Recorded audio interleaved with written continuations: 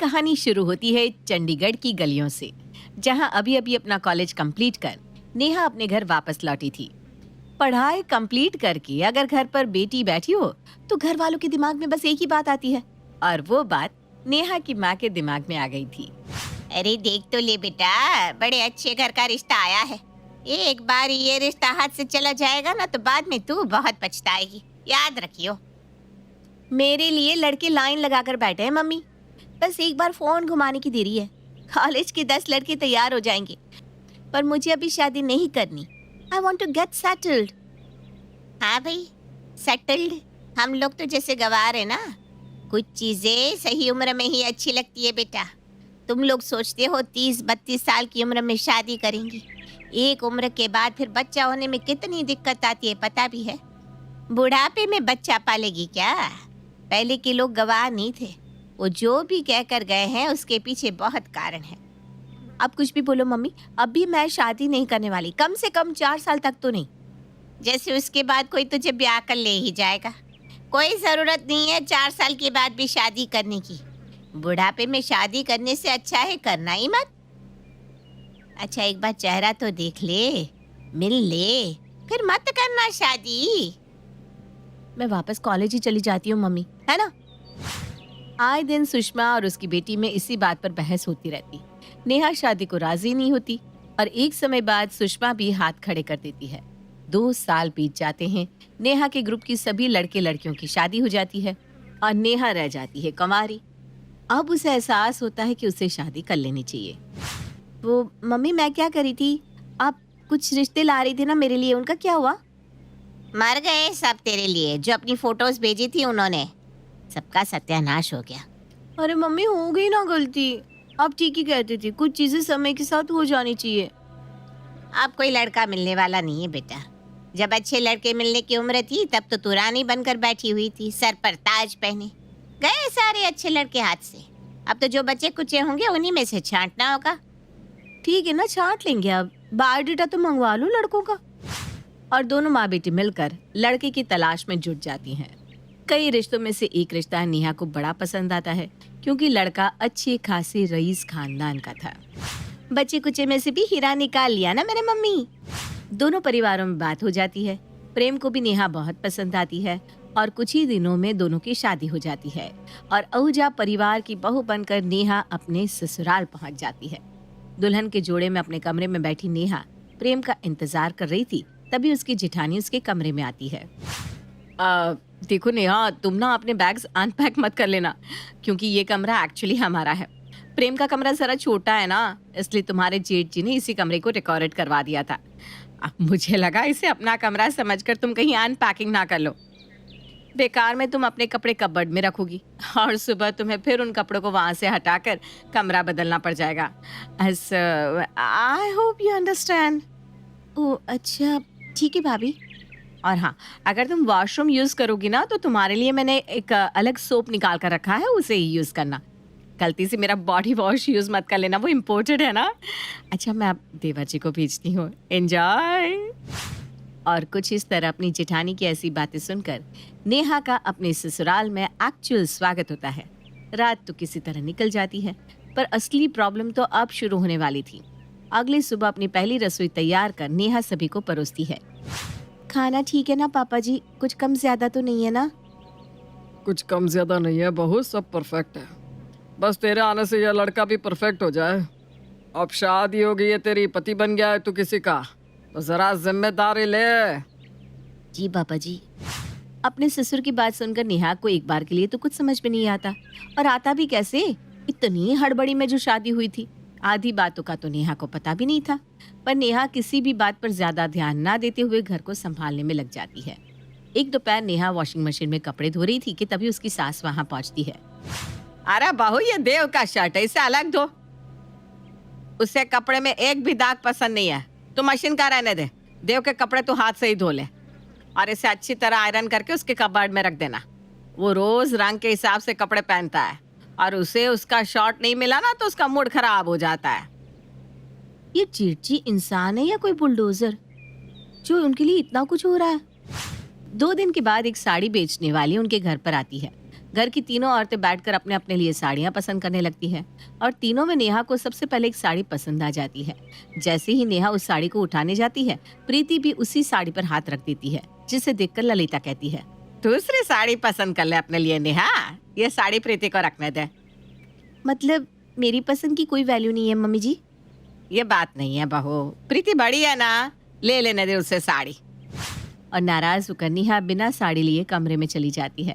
इसी तरह शाम ढल जाती है और रात के खाने की तैयारी करने के लिए नेहा और प्रीति किचन में जाते हैं। मैं सोच रही थी पालक पनीर बना लो भाभी, प्रेम जी को पालक बहुत पसंद है ना। तुम्हें लगता है कि तुम पालक पनीर बनाओगी और तुम्हारा बनाया हुआ खाना तुम्हारे पति के गले से नीचे उतर जाएगा?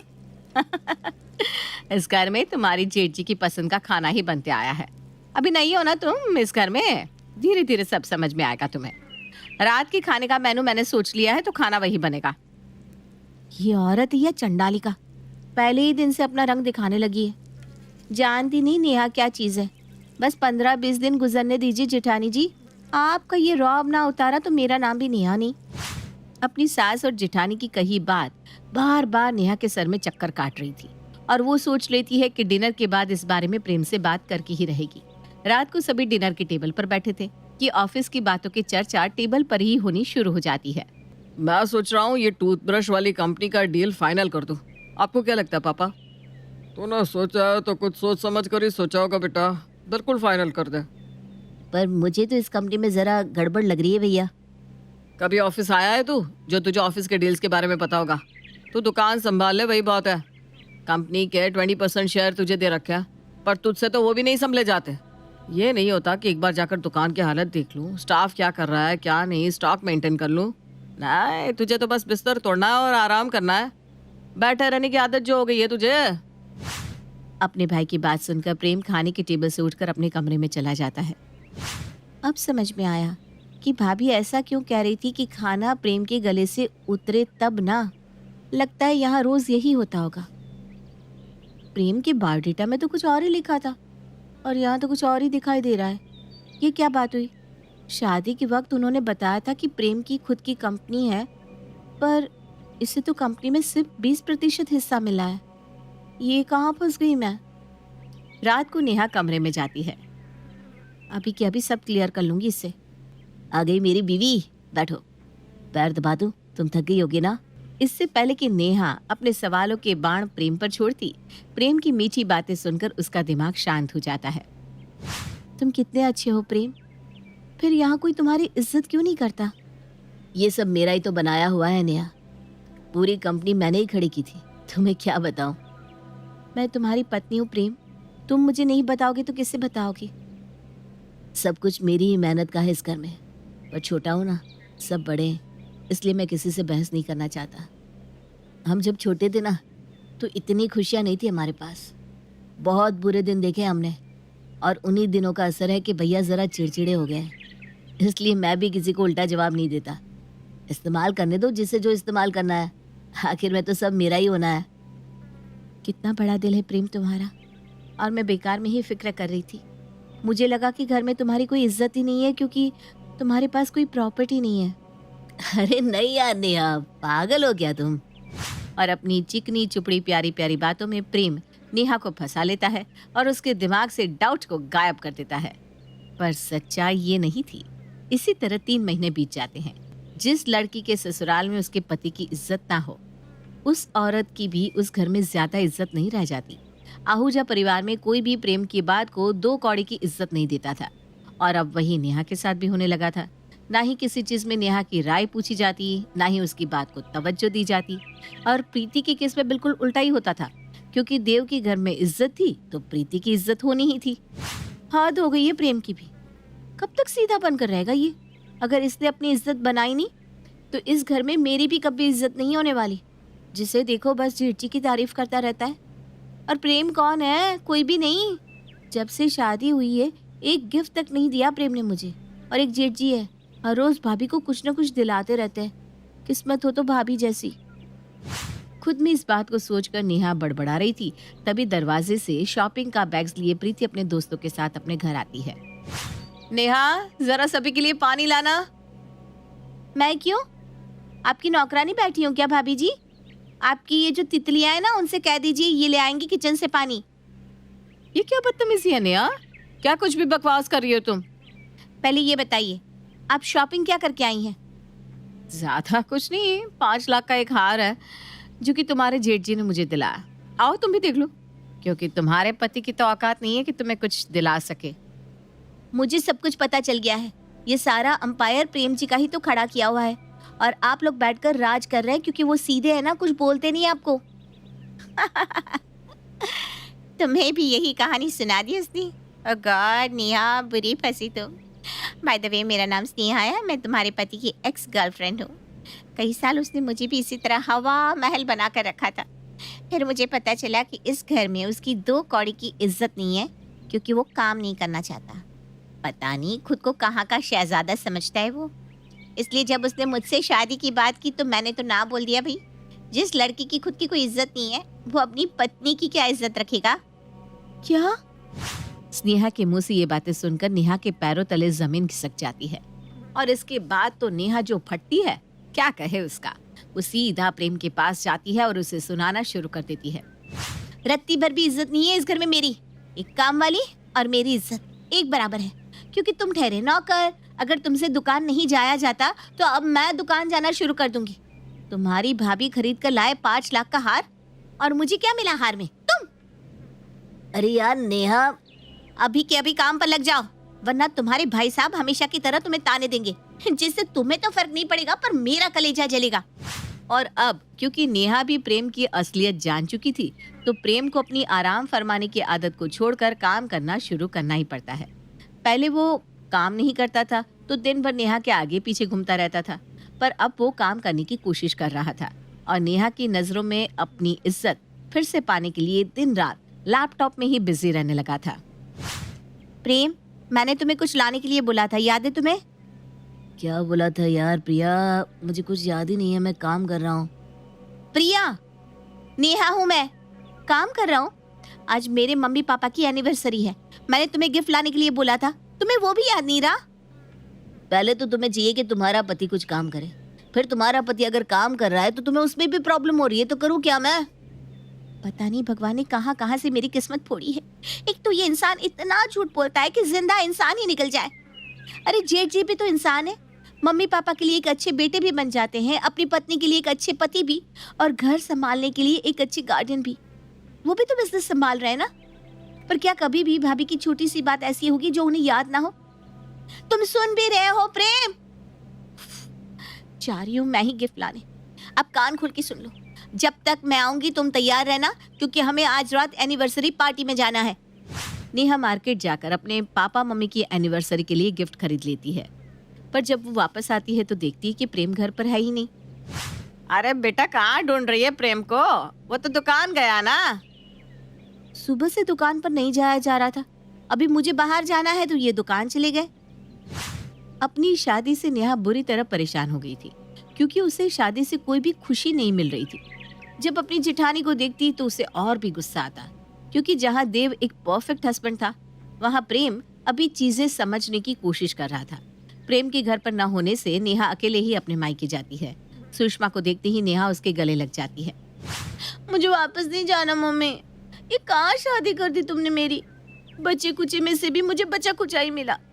भाभी की किस्मत कितनी अच्छी है, जेठ जी रोज उन्हें कुछ न कुछ ला कर देते हैं। सुबह भाभी को बेड टी तक वही ला कर देते हैं, शाम को उसके लिए ऑफिस स्टाफ से नाश्ता भिजवाते हैं, और हर संडे दोनों डेट पर जाते हैं 100 अलग। पर अब जो मिल गया उसके साथ जीवन निभाना ही होगा ना बेटा। पर कैसे जीवन निभाऊं मम्मी? मुझे किसी की सुनने की आदत नहीं थी, और वहाँ अपने पति के कारण मुझे सबकी सुननी पड़ती है, और सुननी पड़ेगी ना, क्योंकि मेरा पति स्पाइनलेस है। पहले कमाता नहीं था, और अब जब काम शुरू किया है तो उसे मेरी सुध ही नहीं है। मैं कहाँ हूँ नहीं हूँ कोई मतलब नहीं, किसी काम का नहीं है मम्मी ये आदमी। कभी कभी लगता है काश मैं जेठानी होती, वैसा पति तो मैं डिजर्व करती हूँ ना मम्मी। भाभी की ना शक्ल ना सूरत, ना पढ़ी लिखी, पर पति देखो सर पर बिठा कर रखता है। ये सुनते ही सुषमा अपनी बेटी का हाथ पकड़कर उसे अपने कमरे में ले जाती है और अपनी अलमारी से एक तस्वीर निकालती हुए कहती है, किस्मत में तो तेरा वही औदा और वही प्यार था बेटा, पर उस प्यार को तूने ही तो ठुकरा दिया था। तू भूल गई होगी, आज से 2-2.5 साल पहले मैंने तेरे लिए एक रिश्ता लाया था। मैंने कहा भी था अगर तूने इस रिश्ते को ना की तो तू बड़ी पछताएगी। और आज तू ही देख लो उस लड़के की फोटो। नेहा जैसे ही अपनी माँ के हाथों से वो फोटो लेकर देखती है, उसके चेहरे का रंग ही उड़ जाता है, क्योंकि वो फोटो किसी और की नहीं, देव की ही थी। और अपने सर पर हाथ रखे नेहा रोती रह जाती है। इतना बड़ा गैम्बल मेरी किस्मत में तुझे लिखना था भगवान। इसीलिए तो कहती हूँ बेटा, कभी कभी बड़ों की बात मान लेनी चाहिए। सावित्री जी की 2 बहू थी। बड़ी बहू का नाम था दीपाली और छोटी बहू का नाम था पूजा। दीपाली दिखने में गोरी, चिट्टी और खूबसूरत थी और पूजा सांवली सलोनी, लेकिन काफी खूबसूरत थी। दीपाली जहाँ चतुर स्वभाव की थी, वहीं पूजा सीधी सादी। मम्मी जी, एक बहुत बड़ी खुशखबरी है आपके लिए। अरे क्या हुआ दीपाली, बड़ी खुश लग रही हो। वो क्या है ना मम्मी जी, मैंने जिस स्कूल में टीचर की जगह अप्लाई किया था ना, वहाँ मुझे नौकरी मिल गई है, इसलिए मैं आज बहुत खुश हूँ। अरे वाह, ये तो बहुत खुशी की बात है कि हमारी बहू अब नौकरी वाली बन गई है। चलो अच्छा है, घर के खर्चों में मदद मिल जाएगी। जेठानी जी, मैं भी आपके लिए बहुत खुश हूँ। ये सच में बहुत बड़ी खबर है। अरे खुश होने से क्या होता है, पढ़ी लिखी तो बहू तुम भी हो, तुम्हें भी तो कुछ करना चाहिए। हाँ पूजा, मम्मी जी सही कह रही हैं। तुम मेरी देवरानी हो। अब अगर कोई मम्मी जी से पूछेगा तो वो क्या कहेंगी कि उनकी एक बहू नौकरी करती है और दूसरी घर में रहती है। अरे तुम्हें भी तो कुछ करना चाहिए ना। मुझे तो ऐसा नहीं लगता कि ऐसा कुछ भी है, और वैसे भी हाउसवाइफ होना कोई बुरी बात तो नहीं है। मुझे तो हमेशा से ही नौकरी करने का बहुत शौक था। ये घर के काम और इन सब में तो मेरा मन ही नहीं लगता। अरे बहू, लेकिन घर के काम तो करने ही पड़ेंगे ना, वरना तुम्हारा घर कौन संभालेगा। मम्मी जी, अब अकेले मैं थोड़ी ना इस घर की बहू हूँ। अगर मैं नौकरी करूंगी तो घर का काम पूजा को ही करना पड़ेगा ना। पूजा चुपचाप खड़े होकर अपनी जेठानी दीपाली की बातें सुन रही थी। सीधा सादा नेचर होने के कारण वो आगे कुछ भी नहीं कहती। अगले दिन सुबह, जेठानी जी, क्या आप स्कूल जा रही हैं? हाँ पूजा, जल्दी से मेरा टिफिन बना दो, देखो मुझे स्कूल जाने के लिए देर ना हो जाए। जी जेठानी जी, मैं अभी जल्दी से आपका टिफिन बना देती हूँ। अरे वाह, ये तो बहुत अच्छी बात है। दोनों देवरानी जेठानी मिलकर सब कुछ संभाल रही हैं। मम्मी जी, जेठानी जी को स्कूल जाना है, घर का काम मैं कर लूंगी। वैसे बहू, तुम भी पढ़ी लिखी हो, तुम्हें भी कोई नौकरी करनी चाहिए थी। दीपाली को देखो, उसने भी तो नौकरी करना शुरू किया है। सब लोग कहेंगे कि देवरानी जेठानी में कितना अंतर है। एक तो नौकरी करती है, दूसरी घर में बैठी रहती है। मम्मी जी, नौकरी तो मैं भी करना चाहती हूँ, लेकिन पढ़ाई छोड़े हुए काफी साल हो गए हैं। पता नहीं अब मैं कहीं नौकरी कर भी पाऊंगी या नहीं। और वैसे भी घर संभालना भी तो एक बड़ी जिम्मेदारी होती है ना। अब बहू, बहाने तो कितने भी बना लो, उससे क्या फर्क पड़ता है। खैर, जैसी तुम्हारी मर्जी। शाम को दीपाली ऑफिस से लौटकर घर आई। अरे पूजा, जरा मेरे लिए एक कप चाय तो बना दो। बहुत थक गई। ऑफिस का पहला दिन ना बहुत थकने वाला होता है। जेठानी जी, ये लो आपकी चाय। पूजा को इस तरह दिन रात घर के काम करते देख पूजा के पति अंकित को अच्छा नहीं लगता था। एक दिन उसने पूजा से कहा, पूजा, माना कि दीपाली भाभी तुम्हारी जेठानी है और तुमसे बड़ी हैं, लेकिन इसका मतलब ये तो नहीं कि तुम अपनी पूरी जिंदगी सिर्फ उनके काम करने में निकाल दोगी। तुम्हें भी कुछ करना चाहिए। लेकिन मैं क्या कर सकती हूँ? जेठानी जी तो सुबह सुबह ऑफिस के लिए निकल जाती हैं। किसी को तो घर का काम करना ही पड़ेगा ना। देखो पूजा, मैं तुम्हें किसी के खिलाफ भड़का नहीं रहा हूँ, लेकिन कई दिनों से देख रहा हूँ कि माँ का रवैया भी तुम्हारे प्रति बदल गया है। उन्हें भी ऐसा लगने लगा है कि भाभी नौकरी करती हैं, इसलिए वो तुमसे ज्यादा काबिल हैं। पर मैं क्या करूं अंकित, मैंने शुरू से ही नौकरी नहीं की और अब मेरी नौकरी लगना बहुत मुश्किल है। ठीक है पूजा, अगर तुमने मान ही लिया है तो फिर तुम इस जिंदगी में खुश रहो, लेकिन देखो बाद में मुझसे शिकायत मत करना। दीपाली ने धीरे धीरे घर के सारे कामों को करना पूरी तरह छोड़ दिया था। सारे काम पूजा किया करती थी। एक दिन सावित्री जी की कुछ सहेलियां उनके घर आई। अरे सावित्री, अपनी बहू से तो मिलवा दो। कहाँ है दोनों? हाँ हाँ, अभी बुलाती हूँ। पूजा तो किचन में होगी और दीपाली शायद आराम कर रही होगी। अभी अभी ऑफिस से आई है ना। नमस्ते। नमस्ते। अरे नमस्ते बेटा, आओ आओ यहाँ बैठो। कैसी हो तुम दोनों? मैं बिल्कुल ठीक हूँ। मैं भी बिल्कुल ठीक हूँ आंटी। बस क्या है ना, ऑफिस के चक्कर में थक जाती हूँ, इसलिए अभी अपने कमरे में आराम कर रही थी। अरे वाह, सावित्री जी आपकी बड़ी बहू नौकरी करती है? हाँ, मेरी दोनों बहुएं बड़ी समझदार है। दीपाली नौकरी करती है और पूजा ने पूरा घर संभाल रखा है। तो क्या छोटी बहू रानी कुछ नहीं करती? अब मैंने तो कई दफा समझाया कि तुम भी कोई नौकरी कर लो, लेकिन इसे कोई इंटरेस्ट ही नहीं है। क्यों पूजा बेटा, तुम्हें घर की काम करना अच्छा लगता है क्या? अरे घर में काम ही कितने होते हैं, बस 2 वक्त की रोटी ही तो बनानी होती है। मम्मी जी सही कह रही हैं, घर में इतना कुछ खास काम नहीं होता। वो तो ऑफिस जाने के बाद पता चलता है कि कितना थक जाते हैं वहाँ का काम करके। नहीं मम्मी जी, घर के काम भी बहुत जरूरी होते हैं। घर संभालना भी कोई ऑफिस संभालने से कम थोड़ी ना है। अरे रहने दे बहू, ये तो नौकरी ना करने के बहाने हैं। हाँ मम्मी जी, अब वो क्या है ना, पूजा को घर में आराम करने की इतनी आदत पड़ गई है कि उसे लगता है कि घर में काम करना बहुत बड़ी बात होती है। हाँ भाई, बात तो तुम्हारी सही है दीपाली बेटा। तुम इतनी स्मार्ट हो इसलिए तुम्हें नौकरी मिल गई। वैसे पूजा, तुम्हें भी कुछ तो करना चाहिए। अच्छा चलो कोई बात नहीं, अब जाकर मेरी सहेली के लिए जल्दी से अच्छी सी चाय और नाश्ता बनाकर लेकर आओ। हाँ पूजा, और मेरे लिए प्लीज 1 कप कॉफी बना देना, मुझे चाय पसंद नहीं है। पूजा को ये सारी बातें अच्छी नहीं लग रही थी, लेकिन फिर भी वो चुपचाप किचन में जाकर चाय नाश्ता बनाने में लग जाती है।